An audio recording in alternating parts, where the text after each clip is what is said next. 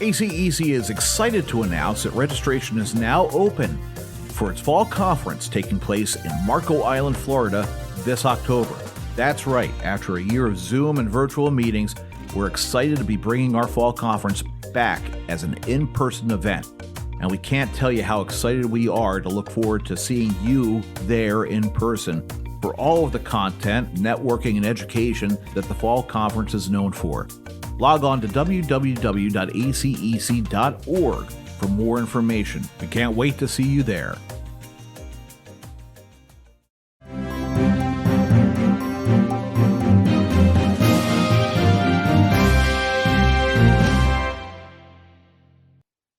Welcome to the Engineering Influence podcast presented by the American Council of Engineering Companies and sponsored by the ACEC Life Health Trust.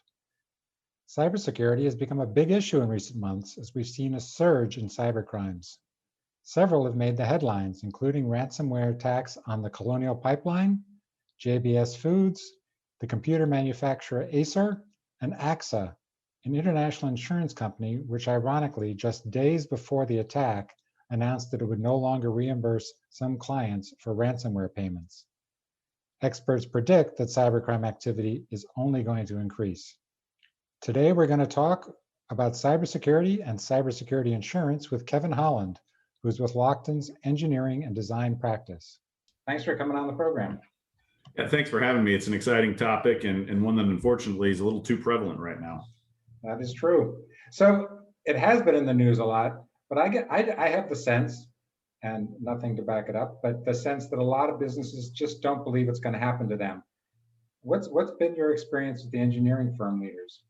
Well, you mentioned a couple of the really prevalent attacks that have shown up on the news recently. You can go back all the way to the early 2010s. Target had a huge breach. City of Baltimore had a pretty significant breach that maybe got botched in the response. There's also been some holes in the Microsoft system. Both the frequency and the severity of the attacks has increased. One strange one, the Oldsmar, Florida water treatment plant, which I know got quite a bit of press, wasn't necessarily the breach of a system that created a huge failure of any catastrophic proportion, but it certainly was a very real risk. Engineering firm leaders, unfortunately, I think are seeing these attacks not just in the news, but increasingly within their own firms. I'm not sure that this idea that they're not susceptible is still prevalent. The security of a firm's information and systems, it's really moved from a critical function of IT to it's a boardroom conversation topic right now. It's a real and present threat to these folks. And I think there is a growing and acute awareness among engineering leaders that this is a real issue. My sense is that most leaders are not only open to the possibility that they might get attacked, I think most of them have at this point experienced an attack of some sort, or at least had a really close call that's removed most doubt from their minds. A couple of the firms that I work with, we've got some clients that have experienced 7- and 8-figure losses, but we've also got a lot of firms who have a really telling anecdote about an experience they've had where it was a close call that maybe ended up costing them $25,000, $50,000 in fees, expenses, notification costs, but it really served as a wake-up call that this is a real issue. We need to make the investment in our cyber infrastructure, and there needs to be some education across the board. This is not any sort of amorphous or ethereal idea that this might happen. It's a real event that's happening. So I think we're moving away from the idea that this can't happen to me from the bigger firms. What about the smaller firms? Do you feel like you're sort of gliding under the radar if you have a smaller engineering firm? Yeah, for a while, I think there was this idea that smaller firms were saying, well, I moved to the cloud, so that's kind of solved my problem. But I think if those firms are feeling safer, it's a false sense of comfort, because a lot of these attacks, if we think about it from the bad actors' perspective, the people that are committing these attacks, they're not necessarily honing in all the time on one specific target that they really want to hack. they're looking at this as a frequency play. They want to get in there and hit as many folks as possible. And you mentioned the Colonial Pipeline, right? That created a big news play. The perception was that it shut down gas across a number of states. Those guys were really only demanding about 5 million to free the system, which is a drop in the bucket. So I think that speaks to the idea that they're not looking for one huge payout on any one deal. They're looking to infiltrate as many systems as possible. And they see smaller firms and larger firms, I think, alike, in that they're trying to just get into systems. So the fact that they're attacking the CASIA software or the Microsoft software shows they're using a variety of almost Trojan horses to get into systems. And from that play, they can then extrapolate that into demands down the road. So smaller firms, I think, are seeing that this is a real deal, that they could be attacked. But even more so, I think that smaller firms and larger firms are being asked to demonstrate that they have cybersecurity protocols in place in order to participate on projects and to work with especially US government contracts. Yeah, I don't remember the name of the CMMC or something like that. Yeah, CMMC, and then the Biden administration's come out with some additional protocols for software providers that I think is going to probably carry on down to contractors as well. So for engineering firms, what are the most common types of cyber crimes that they face? So there's the social engineering fraud. This is where the bad actor comes and pretends like they're somebody else to try to extort money. There's also an invoice manipulation event where the banking keys are changed on an invoice either to a vendor or a client, and then the money gets wired to the wrong place. These are both very common attacks. But the one that's just hyper prevalent right now, though, is the ransomware attack, which is an extortion by a third party where essentially they lock up your system and make a demand in order to unlock that system. We're just seeing it across large firms and small firms alike. So this has all led to the creation of cybersecurity insurance. Has that become sort of a required insurance for engineering firms now, or do you feel like it's still optional? Well, so it's an optional insurance, right? It's not a compulsory line of coverage. It's not mandated. But I think over the past 10 years, it was such an affordable line of insurance. The amount of coverage you could buy for a very low premium made it almost a throw-in, or you didn't have to think too much about it. It became an easy decision to just buy it or not. But now that firms are seeing an increased, not only frequency, but severity of cyber events, I think it's become just as necessary as other kind of voluntary lines like D&O insurance, property insurance, professional liability insurance. It's no longer an issue of whether or not it's needed. We're working with our clients more and more to determine how much should they be buying, what type of coverage extensions or sublimits should we be pushing for better results on, where's the right retention. So it's not a if we should buy coverage, it's what type of coverage, how much coverage should we be buying. And as these crimes have gotten more prevalent, has it become more expensive? Yeah, it really has. This has become one of the hardest lines of insurance, meaning that the market has said, we're going to be restricting the capacity, and we're going to be restricting the coverage terms that we're offering. And we're also going to be asking for higher deductibles or retentions and higher premium rates. So the results in the market have varied, but very few firms have walked away from this last set of renewals feeling like they saved money by buying cyber insurance. And what when you buy cyber insurance, what are you getting? What does it cover? Yeah, it's a great question, and it's really a changing situation. For a long time, there was something called silent cyber coverage, which was a cyber loss wasn't really excluded from a wide variety of insurance policies. So when a firm suffered a large event, we've had several firms suffer, as we mentioned, 7- and 8-figure losses, you didn't just call on the cyber insurance policy, because oftentimes there were only a couple $1 million of limits purchased there. We would also look to the property policy, We'd looked at the kidnap and ransom policy, the crime policy.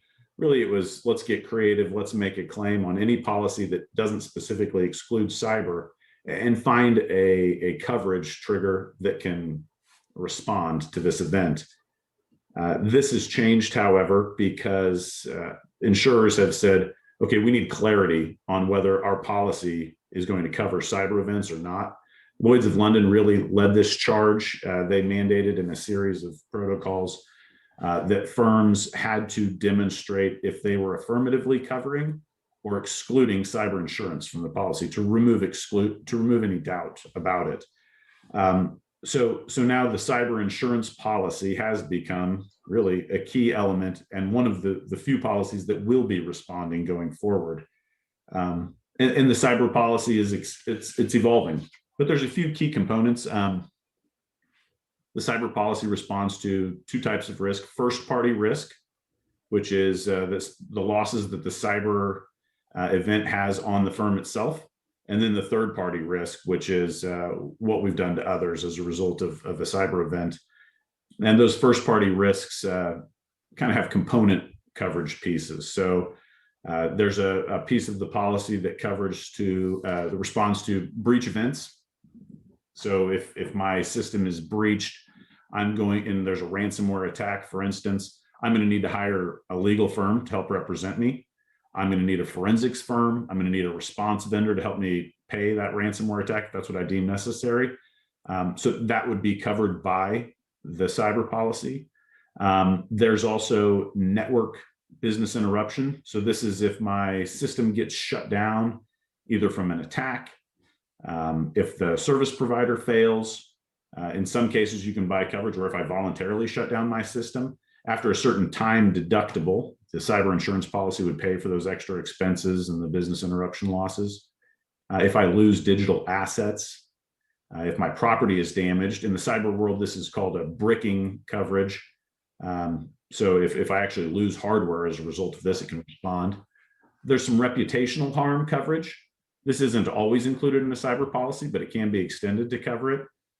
So this would cover any PR or marketing or attorney's fees required if I have a breach event. What I don't want to happen is my clients say I'm no longer trustworthy. And so this would pay to sort of market that idea that, hey, this was an event, it was a bad situation. However, we've made the proper fixes. And then, as I mentioned, the electronic theft of funds, that's the social engineering and invoice manipulation. Those are kind of the first party triggers for coverage in a cyber policy. That third party aspect of it, this is going to be tied more towards privacy liability. So if I'm holding data too long, or if I accidentally release data, or if some bad actor releases the data that I hold for my employees and any personally identifiable information, I've got to notify those folks. There's also just a network security liability. Did I create a breach in somebody else's system? One area that's still evolving is this idea of regulatory liability. When there's the GDPR in Europe. There's California has a code. Colorado's got a code for privacy. This is evolving across the globe.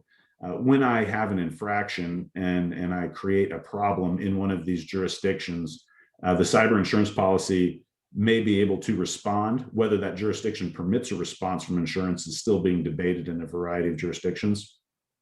Then that third party also covers things like property damage to third parties, media liability. So if I infringe on a copyright or a trademark, and then technology E&O, some of the design firms have created their own software products.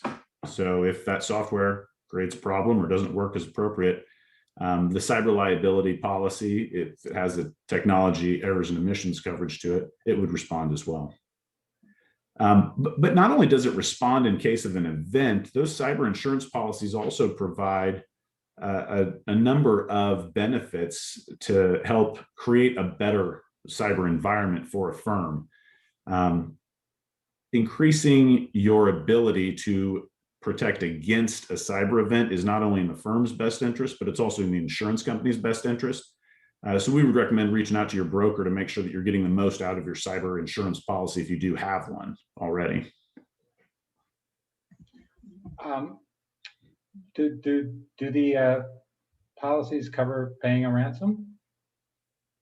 They do, but this is a changing space. And it's a bit of a tricky question there. France has no longer permitted cyber insurance companies to pay ransoms. There's a number of bad actors who have been sanctioned by the US federal government. So payment can no longer be made to those bad actors, but those are very specific bad actors. The insurance companies themselves, the ones that are writing this coverage, for the most part, are agreeing to respond to ransom demands. However, this coverage is changing. And if firms want to continue to have this ransomware protection, they're seeing some changes in the marketplace right now. I know this is going to be a recorded conversation. So as soon as I say something, I'm sure a week later, the market will have shifted a bit. However, what we are seeing is that the limits provided by insurance companies for ransomware are being reduced significantly, and or the cyber insurers are saying that they want a co-insurance clause, meaning they want the firm to participate in that response. So perhaps they'll pay, but they want the firm that suffered the ransomware attack to share in that payment, not just at the deductible level, but also all the way up for the ransomware. Are there any other key areas that aren't covered? Yeah, I mean, the one that folks forget to talk about is the losses that exceed the limits you purchased. That's not a covered loss, right? So we're really working with firms to understand what the market capacity looks like. How much limit can you buy? And then do an evaluation, not only by benchmarking against other peer firms to say, right, what, in the boardroom when decisions are being made, they kind of want to know what their competitors or their peers are doing. So that provides one decision-making point, but also just doing the cost analysis of what are the chances of a claim hitting above a certain level. Some other things that aren't covered, loss of trade secrets, obviously not covered. Intellectual property that's lost once it's out there, it's out there. Third-party patent infringement is not covered by a cyber policy. And then, as we mentioned on those violations of things like California's Act or GDPR, some of those fines and penalties, that's still an evolving space about whether those can be covered by the insurance policy or not. So if a firm goes to get cyber insurance from an insurance company, is the insurance company going to require the firm to actually take some steps to protect itself from cybercrime? Yeah, that's a good question, and it's something we're spending a lot of time on right now. The insurance companies are most concerned with two things: access management and access security. And one way that they're going and evaluating this right now, at least a superficial level, are they're going on to publicly available sites and taking a look at a firm's public security score. It's similar to a credit rating. There's a couple of firms that are providing these. There's BitSight, Security Scorecard is another one. These are just outside views of a firm's security and their cyber protections. So there could be a lot of problems with that rating. And just like on a credit score, if somebody's gone in and, and taken out a water bill in your name in another state that might affect your credit score, it's important to go in and evaluate those up front, because that really is the first blush that an insurance company gets of a firm is, what's that online rating look like? We would recommend going in there, probably 180 days before your renewal, and making sure that security scorecard is accurate. We work with firms to do that. That also can be done internally. But that's one of the first things that folks look at from the insurance company's perspective when they're underwriting risk is, what does the public think about these folks? If firms are wanting to purchase ransomware insurance coverage as part of their cyber policy, there are a number of protocols that have to be taken into account here.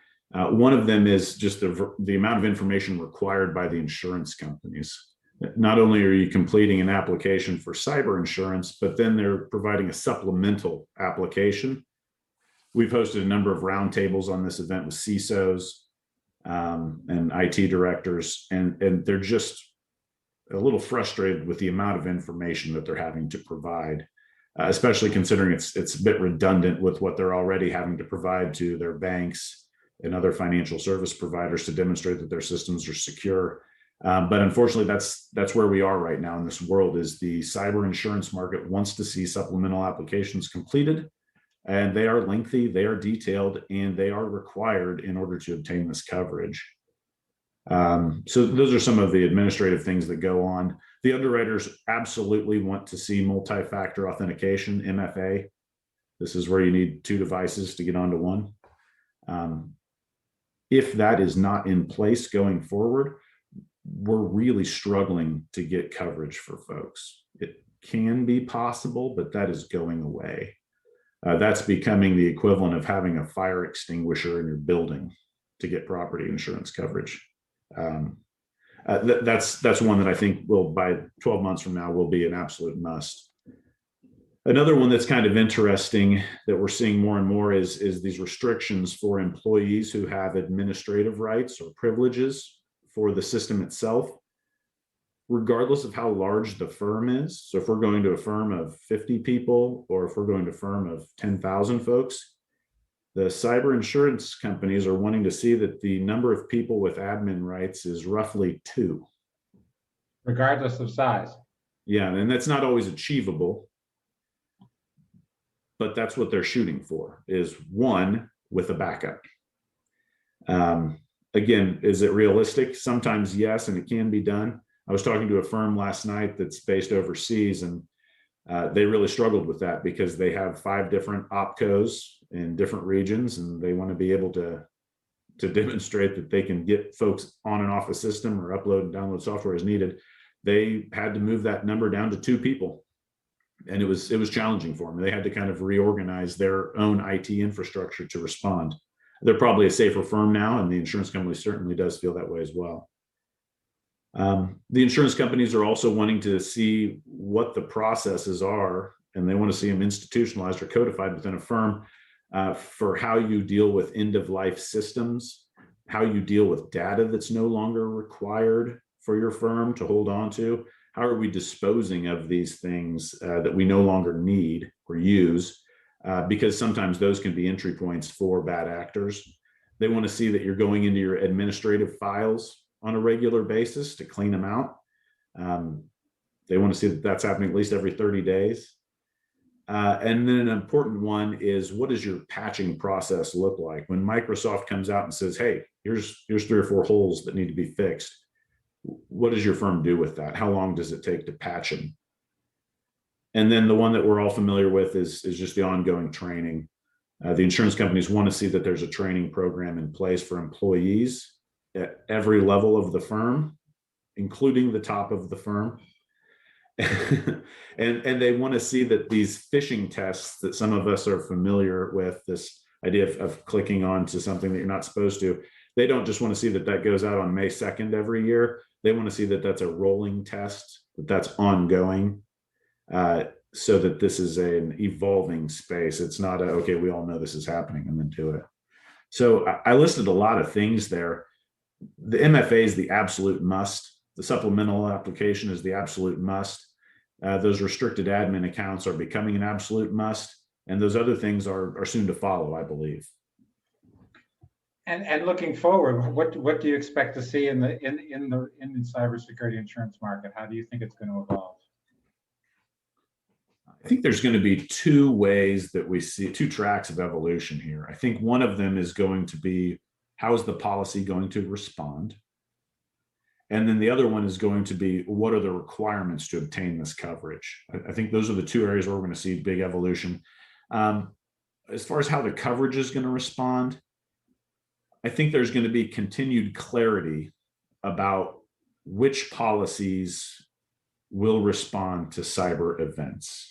I think what Lloyd's did when they clarified you must affirmatively grant coverage or restrict coverage. I think that's going to follow across the board, and there's going to be great clarity around which policies can respond. It may end up in a bifurcation of a number of different cyber policies to choose from. I think there's going to be continued clarity around how the cyber policy will respond to fines and penalties that result from an infraction of GDPR, California, Australia, any other regulation around privacy and data security. And I think there's going to be clarity on how these policies are going to respond to ransomware attacks. I mean, it's an extortion. So there's already a variety of strategies, there's already a variety of means of responding to these extortion threats that have been excluded, right? Whether they're bad actors that are federally excluded or countries that are just saying you can't respond to it. I think that's going to continue to evolve. From the underwriting requirements, I think this is just going to become similar to a property insurance policy where there just have to be certain protocols in place in order to obtain the coverage, and those are going to be standardized. And it's not going to be a situation where you can still obtain it by finding a new market that'll grant you access to it. I think there's just going to be some assumed risk management protocols that are in place in order to get the coverage. I think that's a good place to bring us to a close. I appreciate you taking the time to talk to us. Well, I certainly enjoyed the conversation. I would say as firms are going through any sort of renewal process for their cyber insurance, or if they're talking about cyber events at a board level, this is an important time to be proactive with your insurance broker. Reach out to them, find out if there is something that you can be doing to improve your risk profile with the insurance companies, and also gain clarity about exactly what it is that your insurance policy is responding to, so that you know when the cyber event comes, where to make the first call, what coverage to expect, and what your firm can be thinking about going forward to make sure that coverage is viable. Right, that's a good way to close. You've been listening to the Engineering Influence podcast presented by the American Council of Engineering Companies and sponsored by the ACEC Life Health Trust. Thanks for listening.